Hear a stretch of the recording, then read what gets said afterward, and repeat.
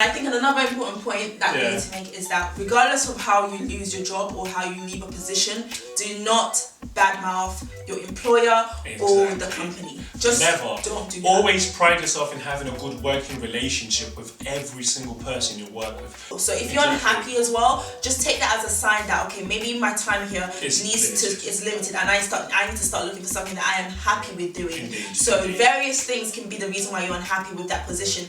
One of them is pay. Exactly. I think that's number one. If it is that you're being underpaid, I'll tell you how it works, alright? Throughout the whole month you could be fine saying, you know what, I can do But when that paycheck hits and you look at it and you sort of, all you need to sort out and you're like, is this all I'm left with?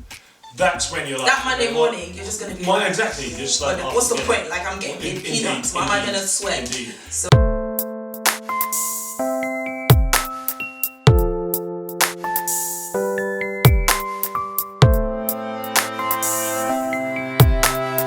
The topic of today's vlog is my job. Honey, I lost my job.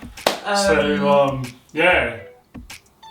where do we go from here then? I mean, Susan and I have been speaking about this, and we saw it as a good topic to cover because, you know, if you're a working professional, if you're young, or perhaps if you've been in the industry for a little while, or you've been working for a little while, you would have come across, you know, having to probably lose your job or change your job, or, you know, if you're just getting started, it's something that you should, you know, bear in mind that it's a possibility of, you know, of it happening. Yeah, I mean, we have both lost jobs at some point in our lives, and I think for many people out there it's probably happened to them as well.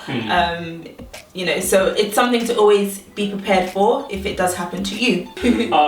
Okay, so mine was it was a little weird because initially when I got into this company, it was basically an industry that had, of course, you know, the security industry, which I've always wanted to be in, and coming from, you know, also an electronic background as well, I always wanted to be a technician. So I finally got the opportunity to be, you know, break into the industry now. Got into a decent company. It was the right time to be in the company. They were expanding quickly, taking on people, giving them responsibility. The earning was literally rapid and it was good. They were true to their word. However, when I got into it, I was progressing. Within 2 months, I was shooting up the ladder. I then came across the manager. Prior to knowing and, you know, having a personal relationship with the manager, you'd heard things. I'd heard things about the manager, saying, you know, here's this, here's that. But then, you know, I just thought to myself, it's like you never think when people say, oh, someone you work with, oh, this person's like this and blah blah. You don't ever, not that you don't believe it, but if it's not happening to you, you don't really take it seriously. You just think, oh, okay. Exactly, so that was how I took it. However, being close to him, because my role then, of course, you know, meant that I needed to be closer to him. He was directly your manager. Exactly, I had to report directly to him now. I then started picking up little, you know, traits here and there, but it didn't really kick in until I got that massive, you know, promotion that, you know, required more from me, you know, as a responsibilities, should I say. But then I started realizing that he would require me to do like 5 times more than I was required to do, pay-wise, responsibility-wise, and just, you know, as an all-rounder, he was just demanding, and he would somewhat use your position as a blackmail for you, or your position in the company as a blackmail for you to do what he's asking you to do. So he would say, if you value your job, you should do this. Or if you do this, means you do not value your job. And, you know, even though my role was quite different from, you know, other people's role, and you know, to get rid of it was quite tougher than other people, but what I would see for others was he would literally get rid of people just like this, like that. So everyone knew about him. And, you know, of course, you know, I tried, but I'm the type of person that... You just stand up for yourself. I stand up for myself. If you tell me something that doesn't settle well with me, I'll tell you about it. So I would tell him, like, look, mate, you're out of line. Do you know what I mean? I don't care if you're my manager, and you know, right now you're not acting like my manager. I am your manager because I'm having to do your job. So sometimes it would require me to do things, and we did have a massive clash because I would tell him about himself, and it just wasn't working well.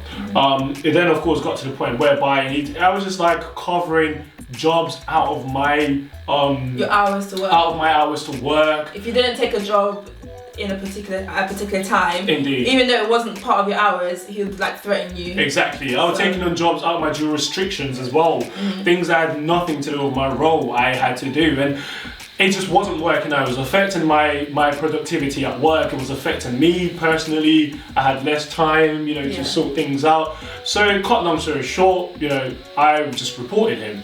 I reported him now. I reported him to HR, not just myself only, but with other people. I reported him to HR. After reporting him to HR investigated. They did nothing. Nothing. They investigated, and then, cut long story short, they never got back to me. Next thing, do you know what I mean? Next thing now that happened, he then reported something, and then they then called me saying that you basically reported something that you did. Which was a minor. Was absolutely nothing in the first place. So it was just a corrupt. First of all, the company itself was actually just not. It was corrupt. I'm sorry to put it out that way. So in my experience. Why are you shaking your head? It's our experience. We went through this together. It's my experience. You were not there. I suffered over the phone and you speak That's to me all the time. That's nothing in comparison to what's actually happening. Anyway, so what happened was, okay, so I just graduated from university, and before leaving university I was like, you know, trying to set up interviews for jobs and just making sure that as soon as I arrived back home I had a job in ready for me. So anyway, I'd already set up interviews, so I remember came back from uni on like a Friday, and then went on the interview on a Monday or Tuesday, I can't remember what day, but one of those. Went for the interview, and by Thursday I received a job. So basically within a week of leaving university I had a job. So yeah, I was so happy. I was like, oh my gosh, like wow, like that was so quick, because everyone's fear when they leave university is, can I actually find a job in my field, and you know, is it going to be good? So I went to the interview, everything seemed okay. However, there was a little bit of signs from the interview that this guy was a bit weird, and the guy, the first time.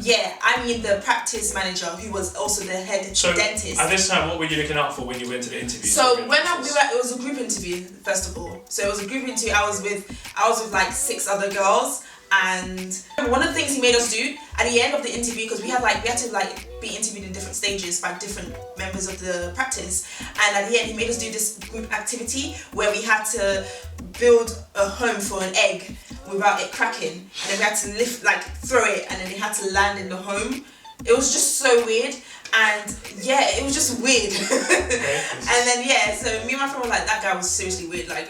But I was just like, he was weird, but I don't know, you know, sometimes your first impression, it might not be everything. Exactly, so I just thought, okay, maybe he's just, I don't know, that's how he is during interviews. But anyway, so I got the job now, and I was like, okay, I'm going to take it, because at that time I didn't have any other positions going for me, so of course I was going to take it, even though he might have been a weirdo.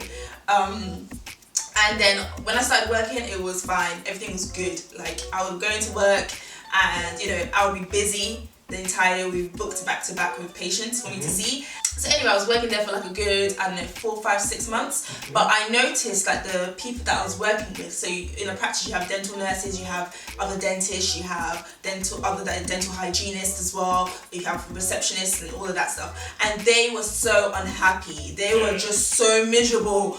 And I didn't understand why. They would like, you know, like in lunchtime, everyone be in the staff room, and you'd hear them talking about someone, like saying, oh, so-and-so did this now, and now I bet he's gonna call me and blah blah. And I didn't even know who they were talking about. I was just like, I'll just walk in and be like, hi everyone. You're the rookie.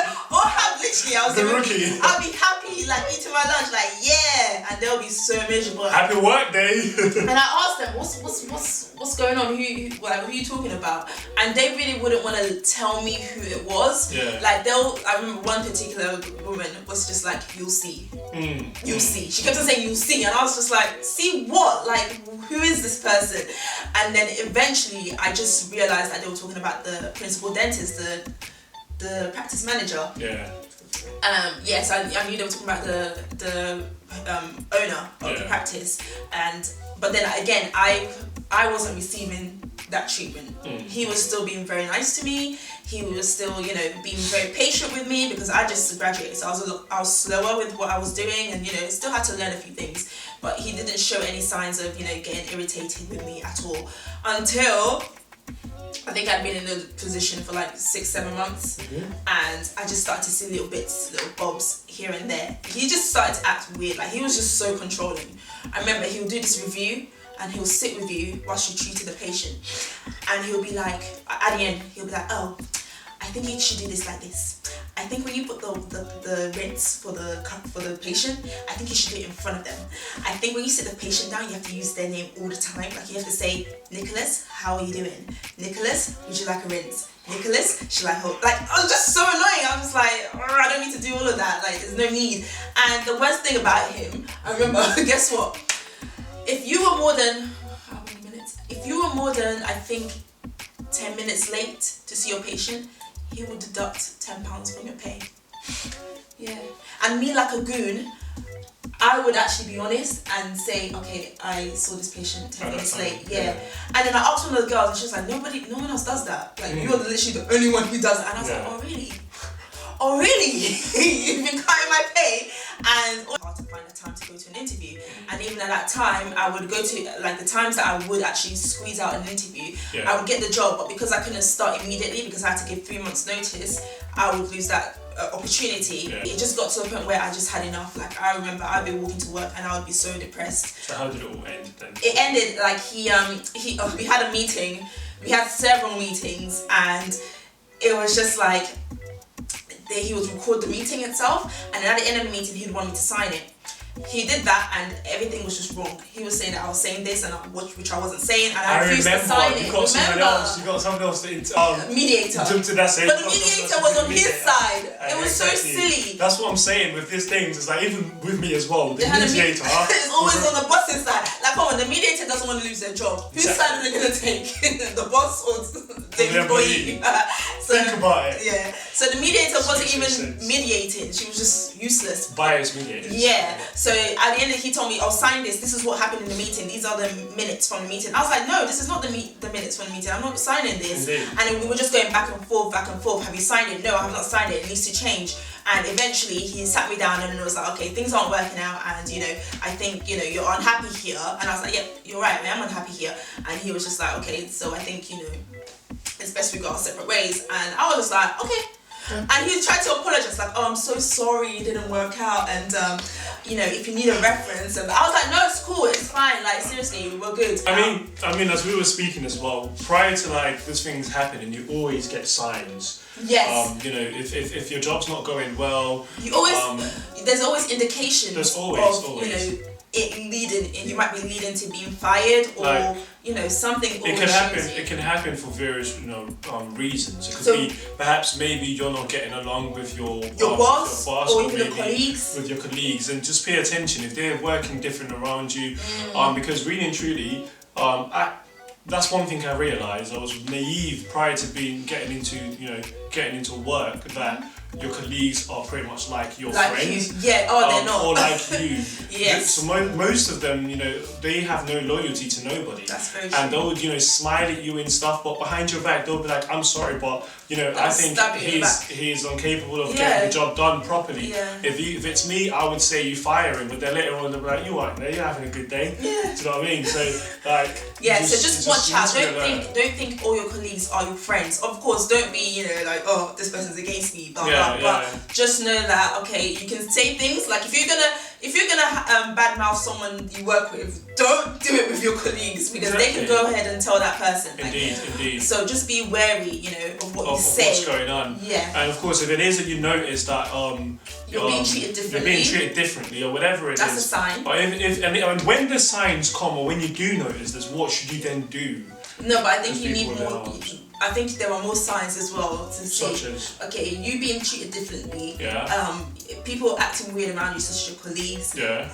Also, maybe they are always, like not they. I think probably your boss always having meetings with you. Indeed. If it is that you're like doing for petty things, for petty reasons, and if they always call you up, I mean, for instance, like you can take it both ways. If it is that maybe you do actually need to change the way that you work and how professional you are, or if indeed that they're just being very petty and they're looking to get rid of you really, really soon. Yeah. So you just need to pay more attention. Yeah. If they're looking to get rid of you soon, they'll.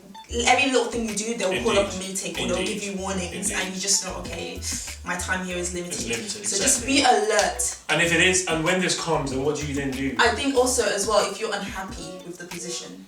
Exactly. That's a sign. If you notice that you don't have joy to do the work, believe me, it shows. It will affect your productivity. And it will show. You might think, I'm unhappy doing this job, but it's fine, I'll get along with it. It shows. They can see you're unhappy. And if they can see you're unhappy, they'll be like, okay, this person's not giving 100%, and maybe we should let them go. So if you're unhappy as well, just take that as a sign that, okay, maybe my time here is limited, and I need to start looking for something that I am happy with doing. So various things can be the reason why you're unhappy with that position.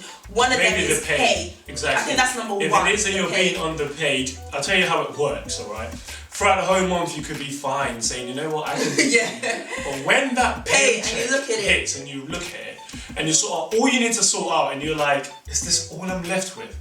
That's when you're like... That Monday morning, you're just going to be exactly, you're just like... what's the point? Like, I'm getting paid peanuts. Why am I going to sweat? So that could be another... Yeah, so you have to look at yourself as well and see how you are at work. And maybe that position or that job is not what you want. You're in retail, but you really don't want to be in retail. You want to be in, I don't know, engineering or something. Exactly. So you're going to be there wasting time, and also it just shows in your productivity. It does. You know what I mean? So if it is that one notice that they're in this position at work, what do you then do? I would advise, even though you are working and you're fine where you are, always have a good working relationship with perhaps maybe recruiters, or there are even online sites as well. Yeah, you've got CV Library, you've got Gumtree, you've got loads many Indeed that you can put your CV on there, and whenever you see a job, you just click and you apply. And you apply. I think also another thing that people should do as well is always have an up-to-date CV. For example, if you know that you've changed jobs or you've been promoted, make sure you put that in your CV. Don't wait till you need to update your CV for your CV to update it, because then there's so much things you need to probably change, and you forget, and maybe you moved house. Update it. Do everything you can to make sure your TV is always updated. Indeed. I was also going to say something else. I feel like even though you're happy in your job, don't feel that, okay, you know what, because I'm happy, that's just it. Because guess what? There are many companies out there that going into redundancy, and they just, they just have to cut jobs out. And it's not because you've done something wrong. It's not because, they don't like you. It's just because they just need to make cuts. Exactly. So if that's the case, that's another reason to make sure your CV is up to date. And that's another reason also to make sure, even if you are happy in a job, like for me, I'll give my example.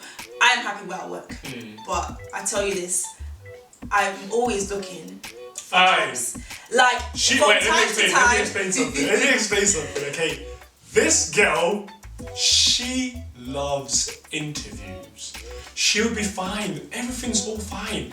And she'll be there, applying. Babes, I've got another interview. Interview for what? No, but this is what I was trying to tell them.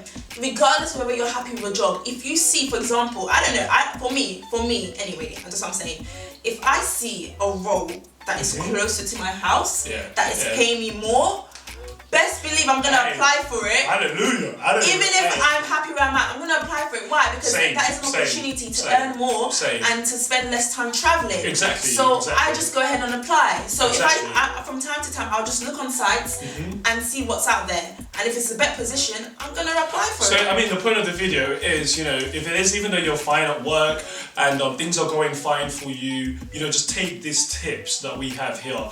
Because, there are not just only for the younger people as well, there are adults that, unfortunately still go through these things as well. And some of them probably might not know how up to date perhaps maybe the internet is right now, because back in their days, they didn't have, CV Library, Read and all these other things that we got going on. And I think another important point that we need to make is that regardless of how you lose your job or how you leave a position, do not badmouth your employer or the company. Just never. Don't do that. Always pride yourself in having a good working relationship with every single person you work with. Picture this. You're sat here now with a dream job after leaving your current position, and you go there now. Perhaps maybe chances are you would want to remain in the same firm, or perhaps maybe not firm, but in the same. What's the word? The same industry. Okay, industry. Okay, yeah. Let's say for instance, now you're sat there, alright, and you've got this dream job offer. Okay. However, they got to do a background check on yourself They need and to get some references. Yeah. But they particularly want a reference from your previous last employer. Why? Because it is within the same industry. Yeah. Or you don't even know. Maybe your current, your new employers do have a decent and close working relationship with your previous employers. Yeah. So now, when they then speak to them and you left, and after the meeting when they told you that you were being terminated, you flipped the entire table down. You said your job's rubbish anyway. Your job's rubbish anyways. You looked at the boss, you flipped his computer. He's gonna say all of these things. Now imagine this. For instance, maybe you were told, okay, you know what, your contract's been terminated, and the moment that happens, you still composed yourself. Do you know what I mean? And you said thank you. You said thank you very much. You shook hands, you hugged, you said bye to everyone. You cleared out your desk, you cleared out your equipment neatly. You left in peace. You left in peace. So now probably they might not bring up the fact that you were, you turned up late to your jobs, or maybe you were incompetent or whatever. But the one thing they would definitely speak about is your character, saying he has a very good character, she has a very good character. I would advise this. So at the end of the day, it's just good to have a good working relationship with every single person. And another thing I was gonna say, that same former employer, for example, say you left, maybe you left because you were being made redundant, or maybe you left because you even had to leave because of distance, or it wasn't working with your schedule. Yeah. Sometimes that same employer can be the one to refer you to another company. They could be the one to give you another job. They could be like, okay, you know what, I have this contact, or I know this guy, the boss from so and so company. I'm going to forward your details to him, and he'll give you a call. So they can be the one to get you a new job. Indeed. So yeah, that's pretty much that, really. Yeah. So that's basically our video on if you were to get fired, or if you lost your position one way or another. I hope this video helps someone. Indeed. So yeah. So thank you so much for watching. And one more thing, actually. This time, don't subscribe. Don't like the videos. Don't even share the video, please. I'm begging you. I'll go on my knees, but please don't share it.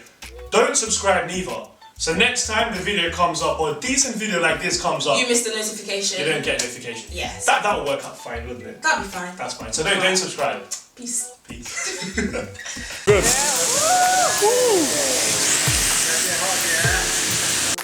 Oh shit, man, look at that! Look at this. Damn! Susan, blow us a kiss. Oh, I'm dead. I am dead. That's insane.